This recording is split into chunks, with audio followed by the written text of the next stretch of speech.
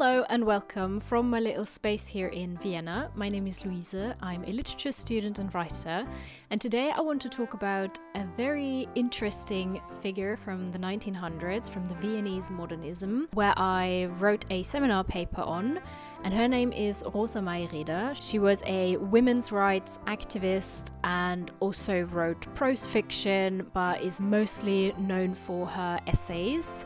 So let's talk about this a little bit and see what those women were trying to achieve within the first women's movement. Rosa Mayreder is not extremely popular, especially not outside of Austria, and I, for myself, did not really know her name before I started diving into this kind of research for my master thesis.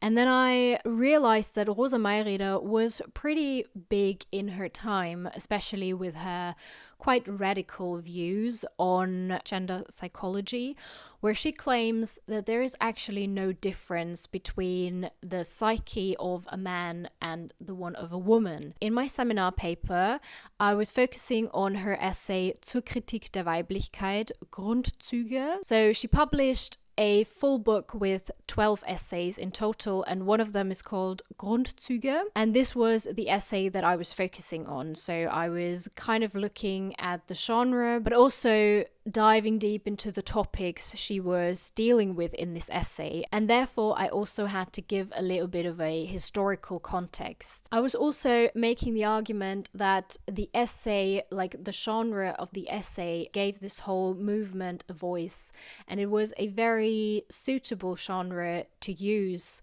for all the arguments and perspectives that Rosa Mayreder was trying to make. Okay, so let's start with the historical background. During the 19th century, we have the first wave of women's movement. It was a global movement, but if you look at it in detail, you get to see that lots of different groups of women had different visions how this movement should look like and their claims, etc. One of the biggest issues that all the women were kind of seeking was the right to vote, which came later on. So some of the women who started fighting for it did not get to live and see it, at least in Austria. You could even argue that the roots of this movement started with the French Revolution because, you know, there was this very revolutionary mindset, and it also included the women and women's rights. So we're talking about structural changes, and the whole concept of femininity was debated afterwards during the 19th century, and this is one of the biggest issues that Rosa Mayreder is discussing in her essay, but I will talk about this later on. The year 1948 is a very revolutionary time in Austria. I'm not going to dive deep into that, but I just wanted to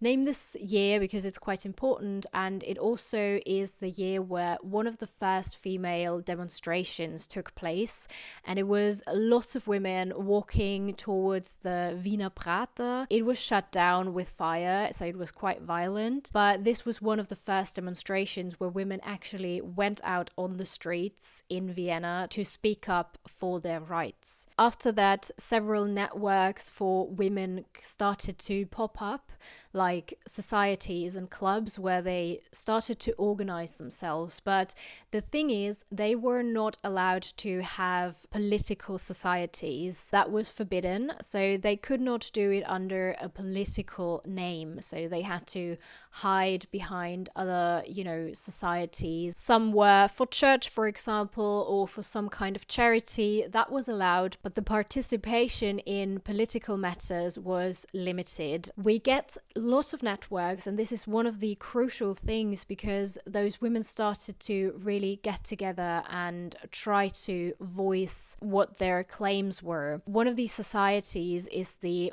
Austrian, I don't really know how to translate it, Allgemeiner Österreichischer Frauenverein. And this is also a society where Rosa Mayreder was quite influential. Within this society, those women fought for better conditions in employment law for women, or simply education. Women were not allowed to do A-levels. They were therefore also not allowed to go to university, and this is a major aspect, that those women did not have access to proper education. Lots of things were kept from them, and there are several pages in Rosa Mayreder's diaries that are dedicated to this topic, where she describes as a very young woman, I think she was around 13, that people keep telling her how important it is to know Latin and Greek. But when she keeps asking questions like, why am I not learning these languages if they are so important? And she gets the answer that she's just a woman. She doesn't need to learn this. I have her diaries here. They are from 1873 till 1937. For example, she writes that she is really miserable. And then she says, Zuerst bedauert man uns, dass wir nicht auch Griechisch lernen, jene Genüsse zu haben, die uns die griechischen Dichter bieten. Genug, ein Herz wie das meinige heftig zu erregen. Dann sagt man, dass es für ein Weib genug sei, wenn sie einige wenige Sachen gründlich kann, dass die jetzigen sogenannten höheren Töchterschulen ein Schwindel seien. Ich war nahe daran zu weinen. And this one is especially interesting. O Natur, in deiner herrlichen Schöpfung gibt es keinen Widerspruch. Warum ließest du mich nicht Mann werden, wenn du mir unweibliche Gefühle gabst? One more thing I want to say at this point is the topic prostitution, because they really tried to de-taboo this topic, which was extremely hard, because when Rosa Mayreder talked in a speech about prostitution, lots of other women said this was too radical, and some men were like, this is not even a topic you should bring up in a public speech. It's not okay. It's not suitable. It was difficult that when you had a platform to raise your voice, such as Mayreder had, it was still difficult to be taken seriously and to be heard. And this is probably where the essay comes in very handy, because, like I said, those women did not have access to universities at that time. Like when Rosa Mayreder was young, she was not able to go to university. She was born in 1858. The right to vote for women in Austria came 1918, but the first election where they were able to vote was in 1919. The Department for Philosophy in Austria opened their doors for women in 1897. The first woman that got her degree in Vienna was Elise Richter in 1907. So that was quite late if you compare it with Mayreder's birth date. And since they weren't able to go to university, they weren't able to really participate in political debates, like in a political party, for example. They had to find other ways, and they did so via creating their own newspaper, for example, and published essays and articles in there with their beliefs and ideas. And Rosa Mayreder started to do the same, and she wrote lots of essays, because the essay is sort of this in-between genre. It connects aspects of academic but also prose writing, and this is what makes it so interesting. You have arguments and often lots of references to, scientists or other important people concerning that topic, but you also have the freedom of creative and literary speech. So it is not limited to academic language, and this often kind of degrades the essay a little bit. So often people are, or like in the reception, they often said, oh, the essay is not a genre in itself because it's some kind of mixed form, and it's not academic enough, but it's also not literary enough. But it actually is kind of a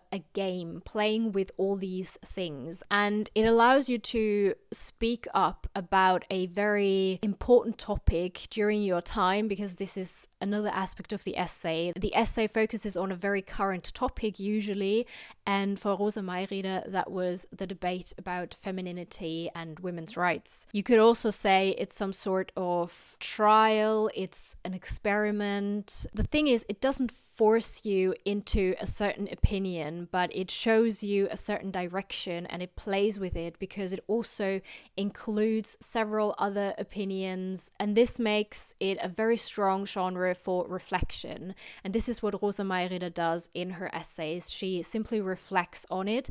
She also uses irony quite a lot. So the essay does that a lot. It plays with rhetorical figures and especially with irony. If you're interested in that, you might want to read Adorno's take on the essay. So this is one of the basic texts where he dives deep into what an essay is. I almost forgot one of the most important things about the essay is also the subjectivity, which is, not common in academic writing, but in the essay it's totally allowed to really see that there is a subjective speaker behind this text. I'm just gonna throw some, theoretical aspects at you. So there is this one passage by Christian Scherf, and he says, offenbar geht es beim Essay von Anfang, und das heißt hier ganz klar von Montaigne, an gerade die Selbstbehauptung des Subjekts im Kontext des Wissens.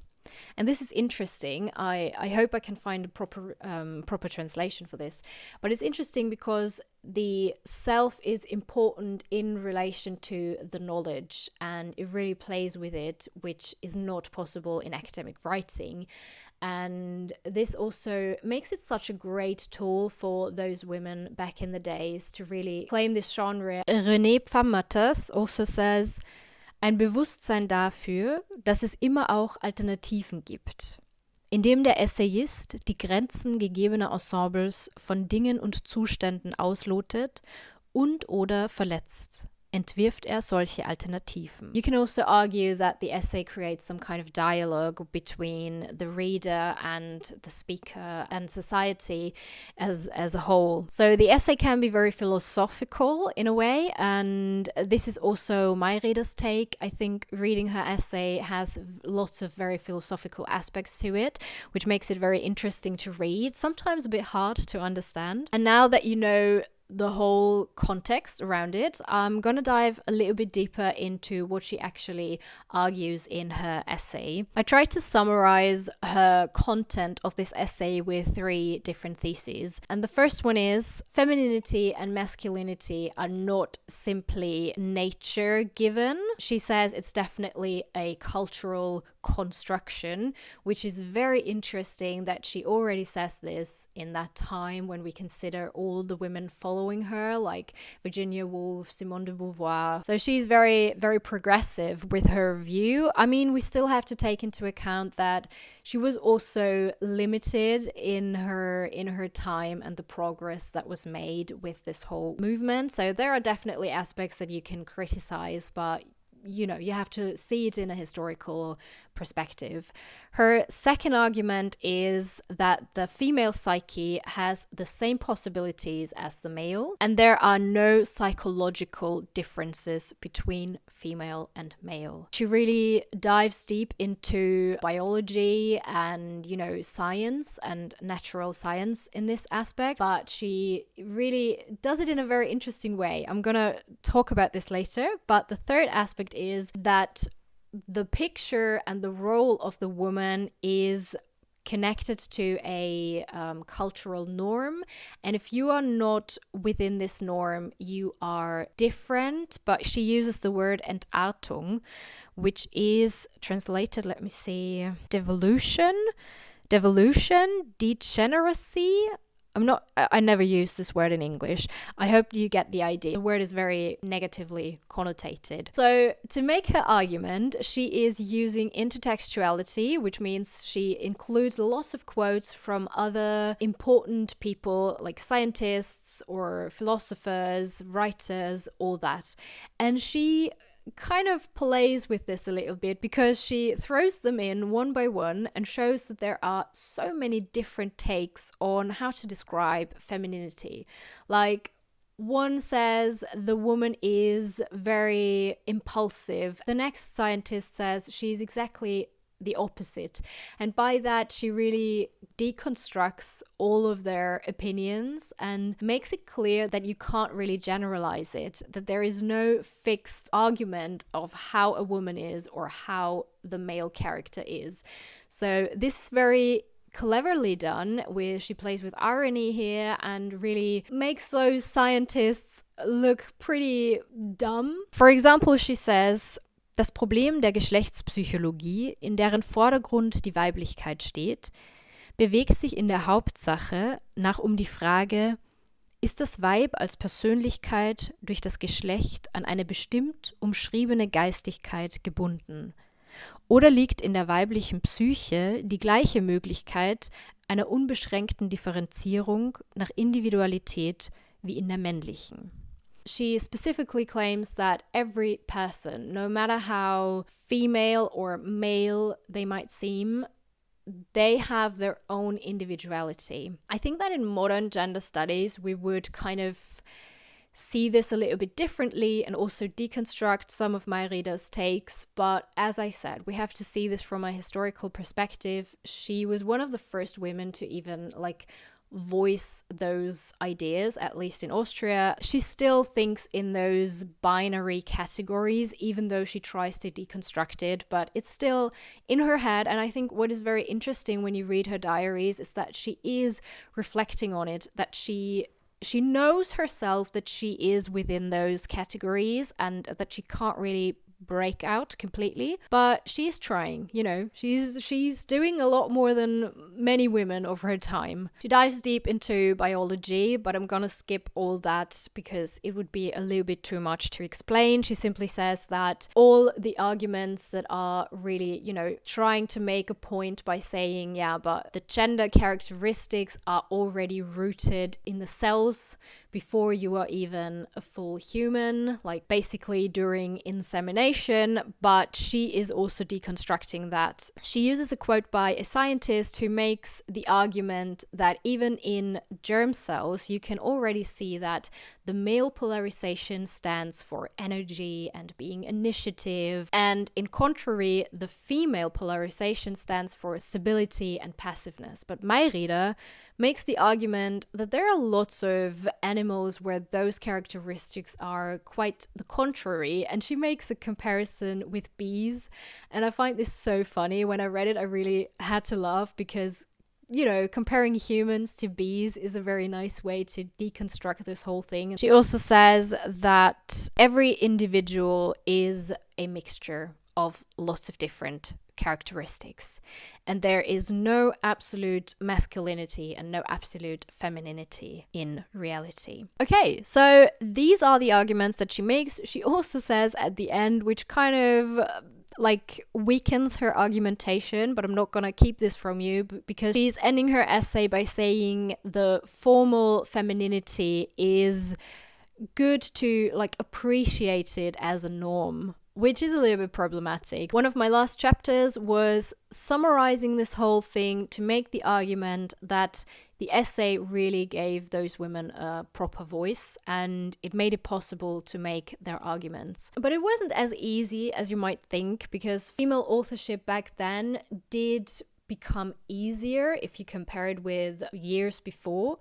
But it was still very difficult, and so many women had to write anonymously or with a pseudonym, mostly with a male pseudonym, because they had to hide their femininity behind it to even get published and acknowledged. Obviously, there were also lots of women who wrote prose fiction and also addressed those topics. Else Jerusalem, for example, she wrote a whole book. It's very thick, so it has, I think, over 800 pages or something, and it's called Der Heilige Skarabäus, and it is about prostitution. So obviously that was possible too, but you have to take into consideration that especially novels were often not taken as seriously because it was considered to be a female genre. So the whole package of history a certain genre, such as the novel, brings with it can make it difficult to use it for such political and advanced topics. Therefore, the essay was a great tool for that. I really hope to raise awareness of how important it is to, dig out all those female writers from back then, no matter what time you are interested in. Because even though it's so much more common to read female literature and to discuss important women nowadays, it's still not normal. And I want to make one last argument to make this kind of clear, because If you look at the literary canon, it's mostly male. And the German department in Vienna has a reading list that you should read during your studies, and then this is what they use for your defensio and your last exam. And within this literature list, in the time period of 1815 till 1945, you have the options of choosing 55 works from male authors from that time period, only speaking about German-speaking authors, and only 9 female authors. And that is quite shocking. I find it very sad because there are so many women out there you could include into this literary list for university. We are in an academic context. I mean, here are the students who are educated to become teachers, for example. So obviously, they are not going to talk about all those women, all those female writers, if they don't learn about them at university. So they will not bring this to the kids, so therefore the literary canon won't change. And the literary canon is a very slow working system and thing, and it can also be, criticized in many different ways, which we're not going to dive deep into now. But I just wanted to show you this comparison and make you aware of how important it is to speak about women from back in the days and speak about women from nowadays as well. I really hope this made sense because I wrote this seminar paper in German, obviously, and I just tried to translate the most important aspects here. I hope I could transport it well enough that you have a picture now, and that you are interested enough to stick around and wait for more content like this, because I'm doing a lot of research on some very incredible women from Austria. So if you have a moment, I would love to hear about female authors from your own country that you appreciate. Thank you so much for this little community and a place where I can,